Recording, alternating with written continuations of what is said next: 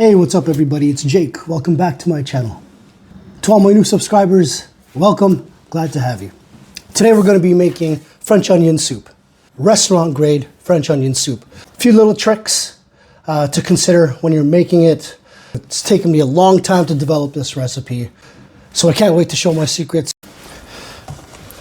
Okay, so the truth of the matter is that a soup is only as good as its broth. On social media, you've seen a number of my videos where I make stock.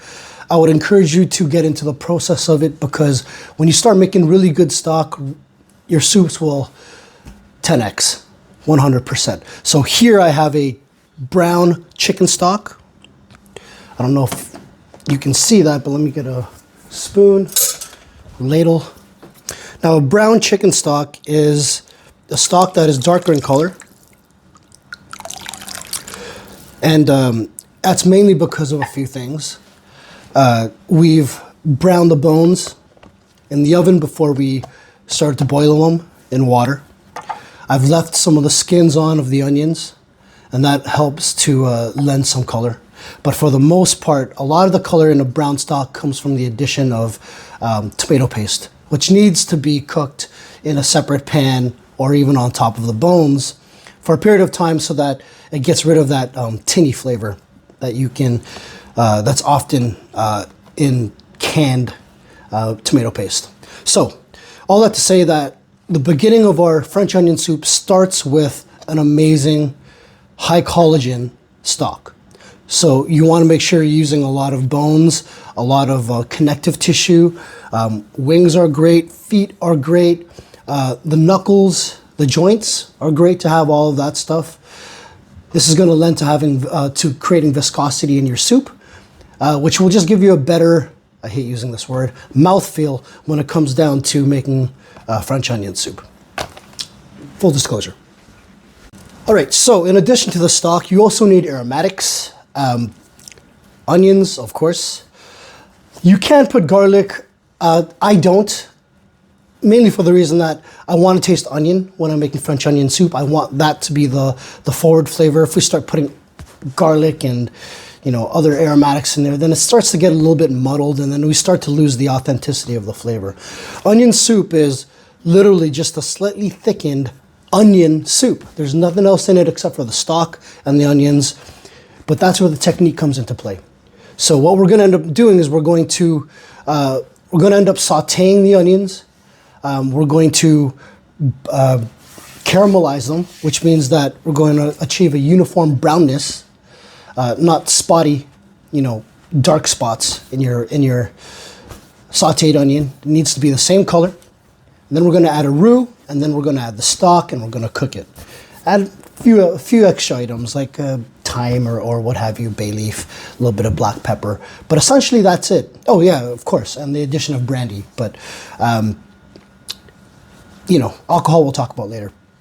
So, I'm not gonna lie to you, this part sucks. You're chopping a ton of onions. I'm using these, which I got from Costco. It is a Canadian onion by Canada.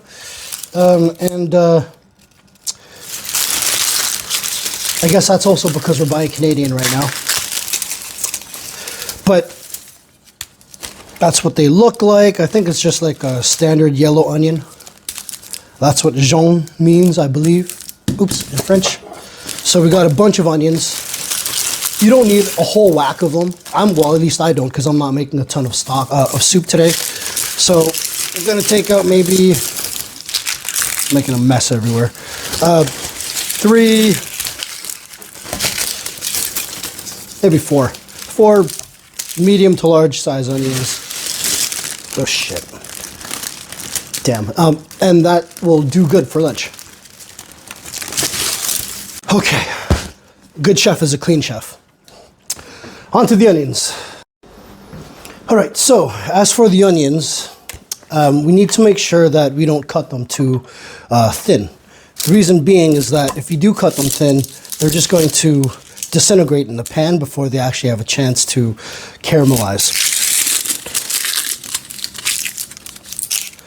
So we're just going to peel this onion, I'm going to do one for you, and I'm going to save you the rest of me chopping, just because I'm sure you don't want to see me chop 4 onions in a row.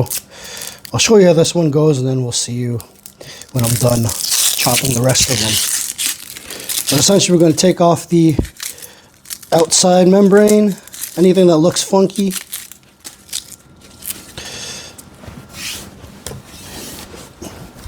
See that nub there?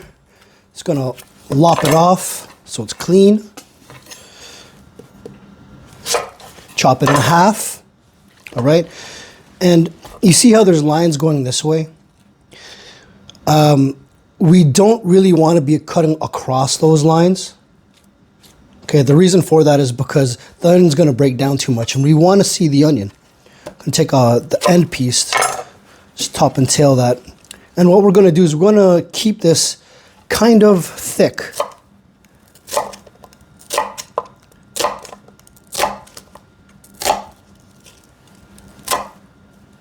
I'll leave that one even like that. Okay, one more time. Tail it. Goes in there. We're going to go with the lines.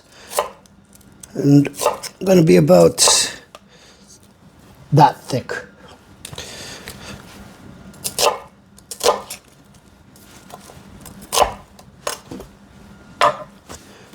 And then we're going to rinse and repeat. So I'll see you after.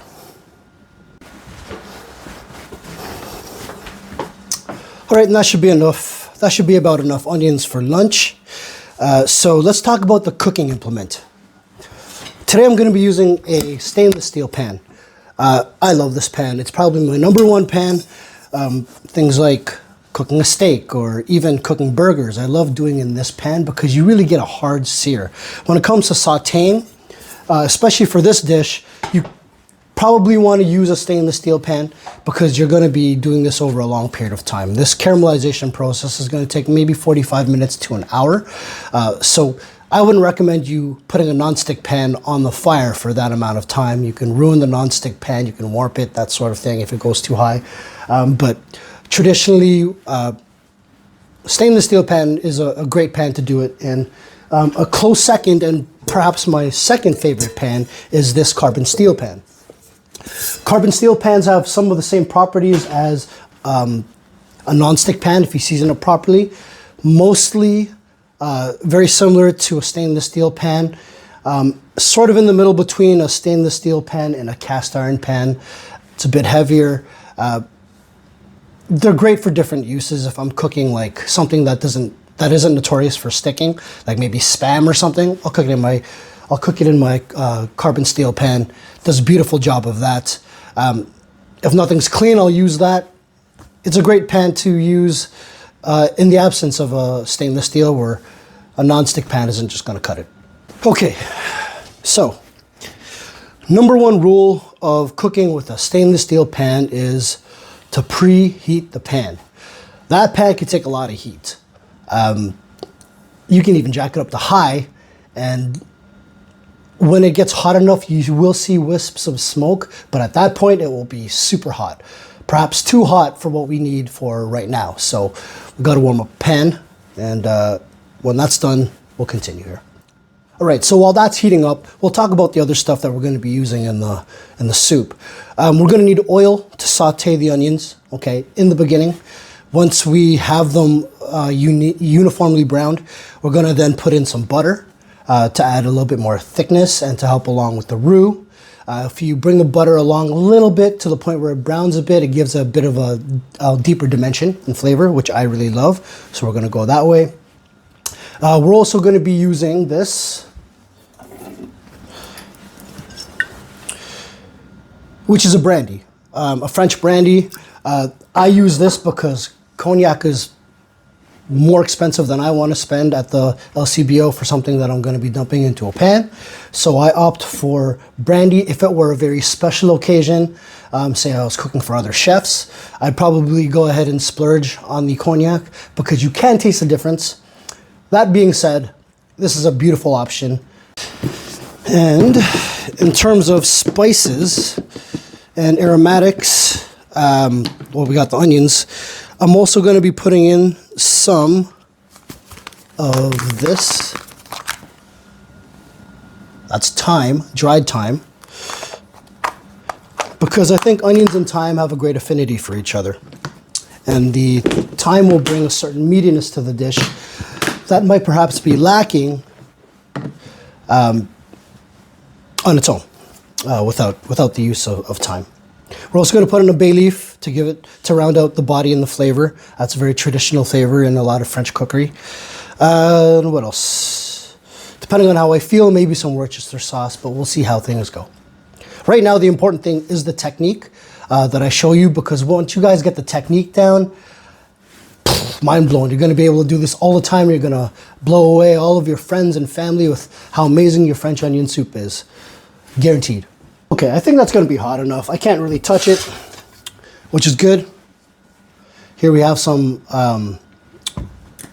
regular vegetable oil. Just going to put, I don't know, that much, not too much. Just enough to cover the bottom. And goes the onions.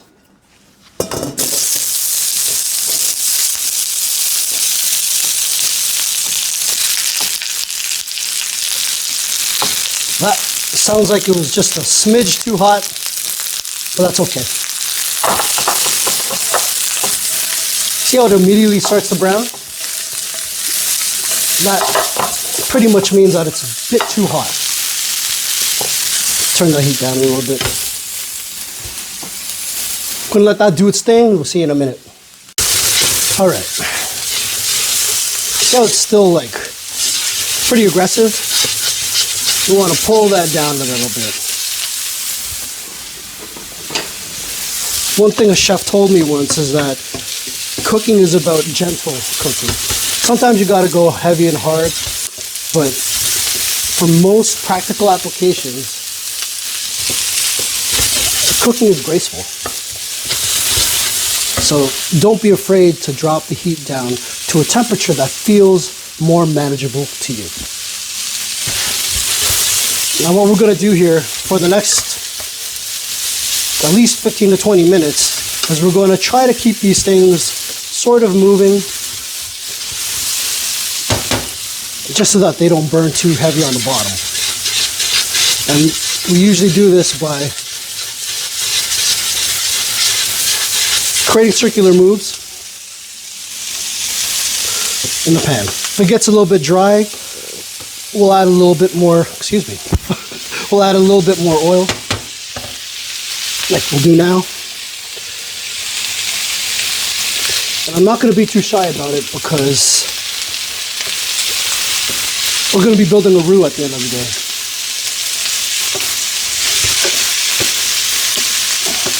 Clean down the sides of your pan, your pot at all times.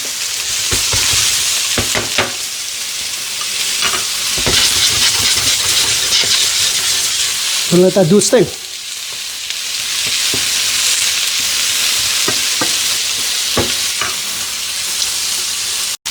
All right, here's a little check-in. You can see that the caramelization has started around the edges of the onions.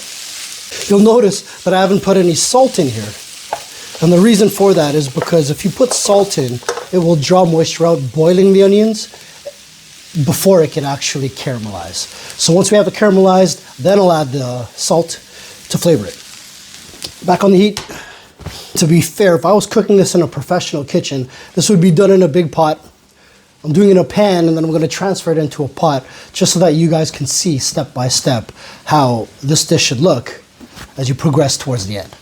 Make sure you're not stirring it too often because you don't want to break the cell walls of those onions. You don't want them to become mushy or what have you. So, gentle cooking when you're using the ladle, gentle movements with the pan, and that should suffice. You don't need to kill it or be very vigorous with your movements. Okay. Now, to be honest, I'm not even really stirring the pan. I'm swirling it to get the onions to move. I'm flipping it to get them to displace. And I'm only using the cooking spoon just to clean down the sides of the pan. So everything we're doing is very intentional because we want to really build up that fond on the bottom of the pan. We don't want to, we want it to be beautiful. We want the color to be beautiful. We want the flavor to be beautiful. So we got to make sure we take great care into creating the final product. All right, so just to check in, as you can see, it's starting to get more browning. I know we're getting there because there appears to be a bit more viscosity on the bottom of the pan. It's a bit tougher to flip them, which is great. That means that the moisture is being released and there's a lot of sugars caramelizing on the bottom of the pan, which is what we want. So we're going to keep going, take it a little bit further, and then I'll show you our next step. I'm going to get on to the stock. Now I just cooked this overnight. It's still a bit warm, which is great. I'm going to get a lot of it going in a pot. And I'm going to save some for when we build the roux. Get that on the heat. Just like a 3 for now.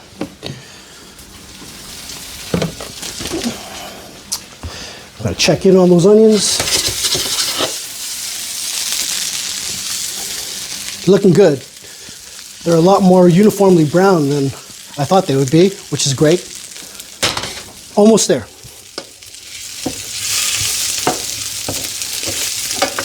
Shit. Delicious. Without even any salt in there, you can taste the sweetness of the onions. All right, so I think we're there. And I'll tell you the reason why I think that is for a few things.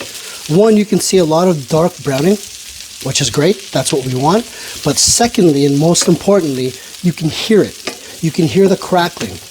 And what that tells me is that there's optimal browning happening at the bottom of the pan.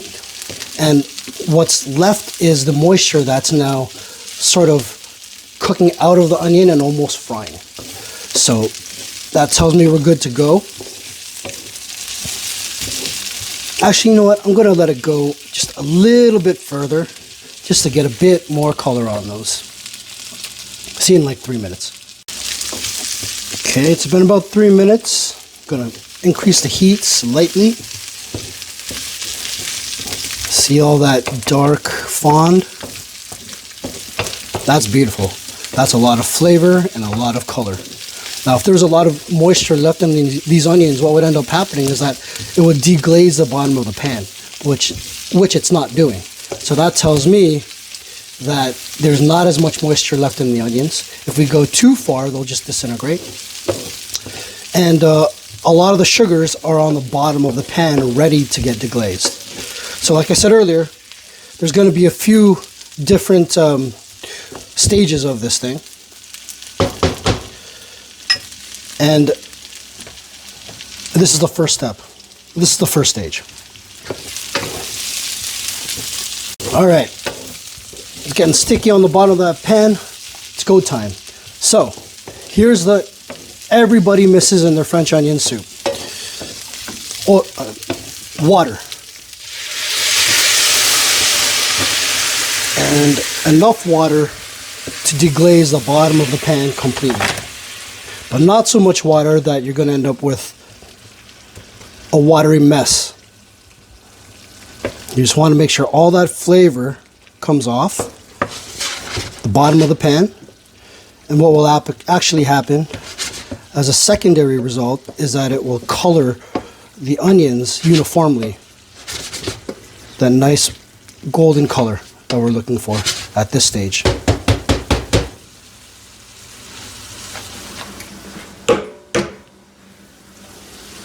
Just take all those loose threads off. Still haven't added salt, by the way.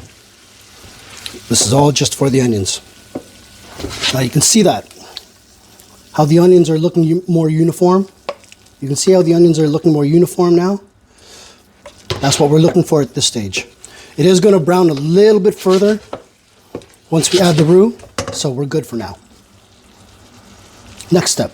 Okay, so the next step is the roux. As I had mentioned earlier, before I add the butter in, I want to listen to the pan. If it's starting to sound like it's frying again, now's the time to add the butter. That's about a 1/4 pound of butter. Just give me a sec while I wash my hands. All right, and we're just going to let that butter get melted, nicely melty.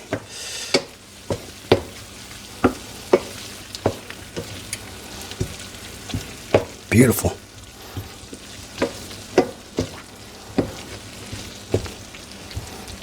That'll happen pretty short order as well. Okay, so we're about 90%. We're about 90% of the way melted. If you take a look in the pan right now, what you'll see is that the color has actually lightened slightly. It's become a bit paler. And the reason for that is now because we've emulsified this mixture. The roux used inside of a French onion soup is an emulsified roux, which means that in this roux you're going to have water and a fat coalescing and mixing together.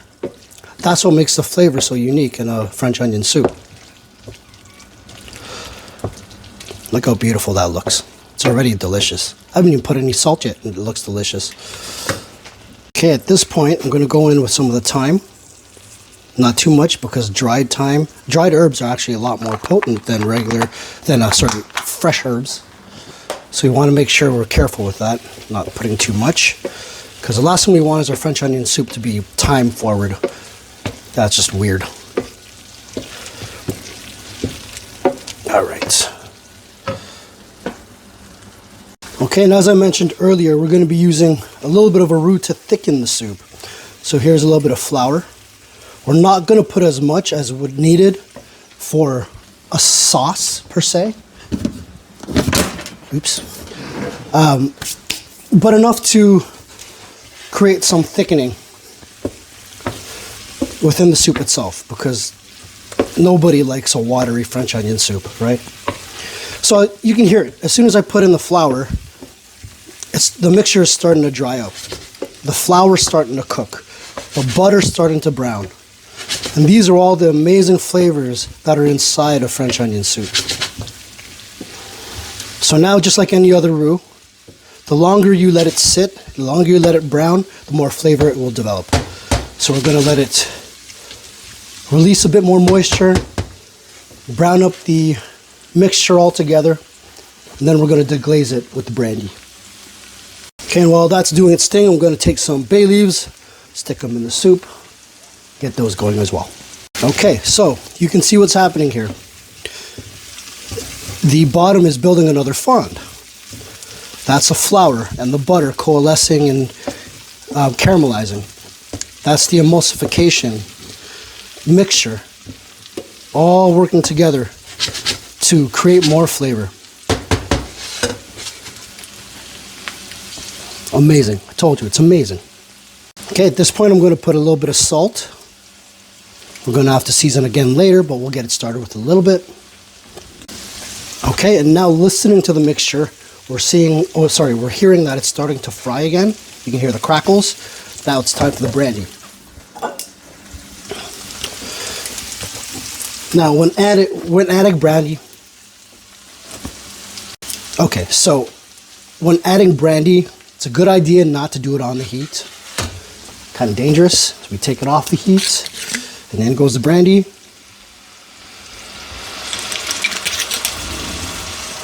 You can flambe it, set it on fire if you want to. I'm not going to because I just don't care to do that. And we're going to use that, cook that down, and also scrape the bottom of the pan. Try to deglaze as much as we can with the brandy. The point of the brandy is not really to deglaze. It's to add a little bit of sweetness to the mixture that you can't really get anywhere else. It gives it that unique flavor that is French onion soup. So it's pretty important that we add the brandy into the mixture to get that authentic French onion soup flavor. So as you can see, I'm scraping the bottom. See all that? That's coming off? That is amazing flavor. If we left it there, it would burn. But by scraping it off, And then by adding stock, we're going to create a whole new mixture. It's going to make it extra delicious and lend some more color. Taking the time to really get to the bottom of this pan. All right. Now that I know that a lot of it's been released, in with the stock just a bit.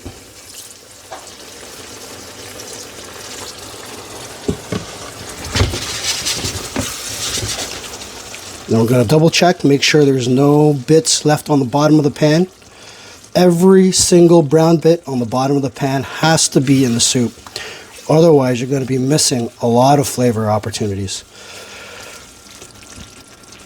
Okay.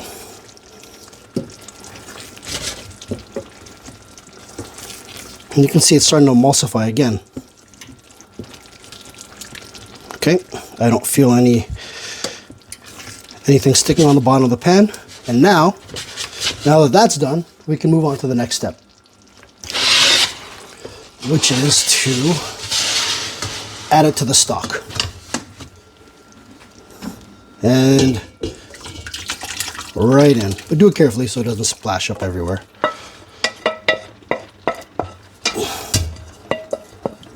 Sorry if I just blocked your view. All right. Okay.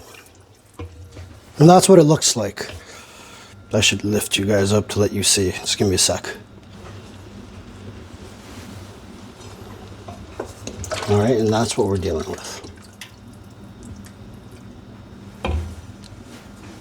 All right, and that's what we're dealing with there. We're going to bring that up to a boil and let it thicken, reduce it, season it, and we're done. All right, so while that's reducing, I'm going to get my aromatics ready. Here I have some black pepper. And yes, I do crush my black pepper fresh each time.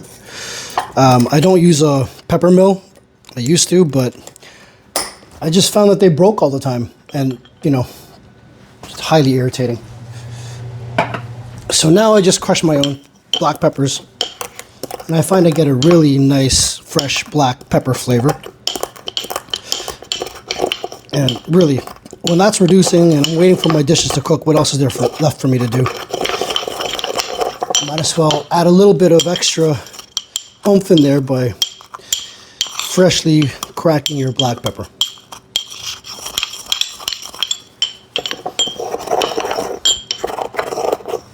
Now we do want to have this pretty fine because nobody likes a big chunk of black peppercorn in their mouth when they're having soup. So make sure you take your time and do that well.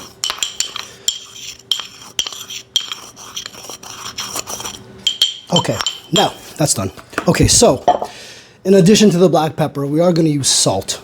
And also this, which is highly controversial, chicken powder. Chicken powder, okay. So here's a secret. In a lot of kitchens, chicken powder adds the flavor. When it comes to soups, typically you want to use a lot of bones, like a lot of bones, which can sometimes add up to $20 or $30 in bones. And that's how much bones a lot of these restaurants are using. And that's why there's so much flavor into them. But nobody's going to be spending $20 on bones at home. So this will help substitute for the extra flavor and lack of that many bones. This is chicken powder. Chicken powder is widely used in French kitchens, just not a lot of it, just enough to bring it forward and to maybe, how do I say this? Tie the dish up with a little pretty bow. Consider it that way. So I am going to be adding some chicken powder, as well as the black pepper and salt to taste. Don't hate me. As I'd mentioned, we're going to go into the black pepper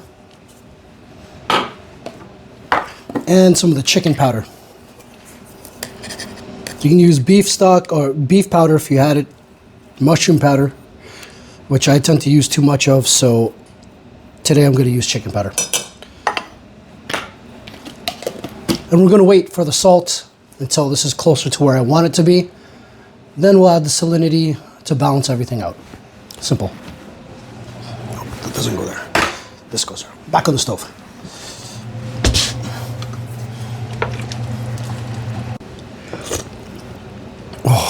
You'd be surprised how much that little bit of chicken powder just does everything. Don't be fooled. There's chicken powder and there's MSG everywhere. It just is what it is. So you can see that soup is thickened slightly. It's exactly where we want it to be.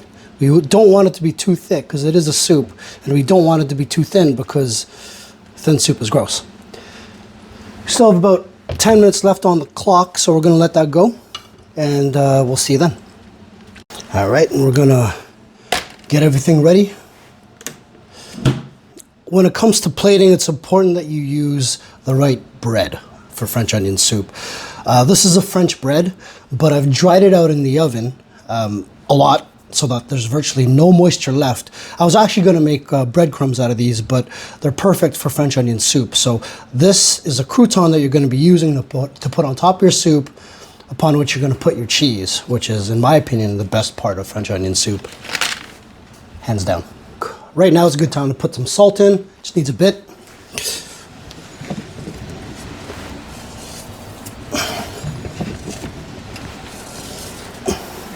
Not too much because the cheese is salty as well. And here we are. The number one reason why you should be making French onion soup. This right here. Gruyere cheese. This cheese is probably, well, it's definitely my top 5. It's stinky, it's melty, it's delicious. It is virtually everything in this dish. I'm getting excited. We're like 2 minutes out. You gotta see this. Go time. Let's do it. Okay. Oh, I'm purposely not showing this to you until I pour it out because, oh my God. The big chunks of onion. The whole reason why we're here is the onion. Beautiful broth. Not too thick, not too thin. Oniony.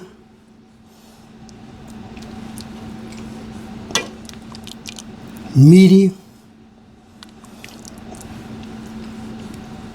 With a hint of that sweetness and that savoriness from the brandy.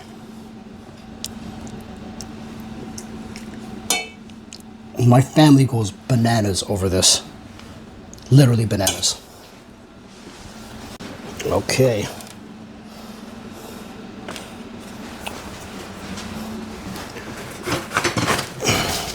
Sorry. I have OCD. Okay. There we go. How gorgeous. All right, so it's gonna go in with the croutons. Oh, geez. This is legit my favorite part of this. Sorry, one of my favorite parts of this. And on top with the cheese.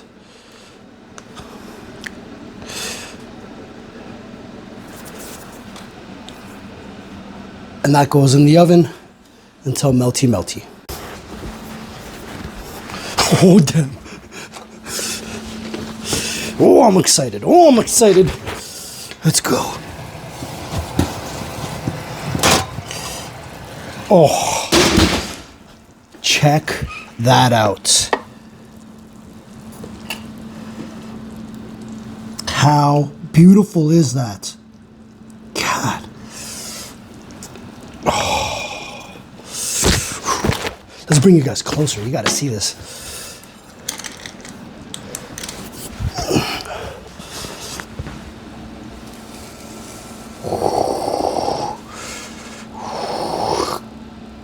Oh,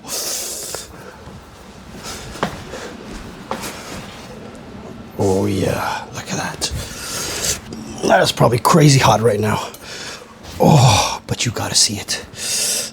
Look, oh my gosh. Look at this. Look at this. Cheesy, that crouton. Oh God. trying to be so delicate here, but oh, holy shit! Oh my God, look at that. That's gonna burn my mouth. French onion soup, just like in a restaurant.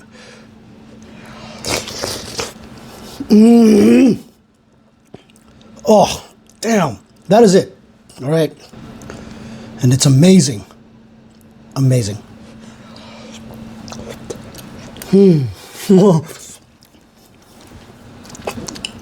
Careful, it's hot. And there you go. French onion soup, just like in a restaurant. Hope you enjoyed it. Hope it satisfies. If you did, like, share, subscribe, comment, do all that jazz. Let's get picked up by the algorithm so I can keep hooking you up with more recipes. Thanks again. Peace. That's right, my wife gets a gourmet lunch.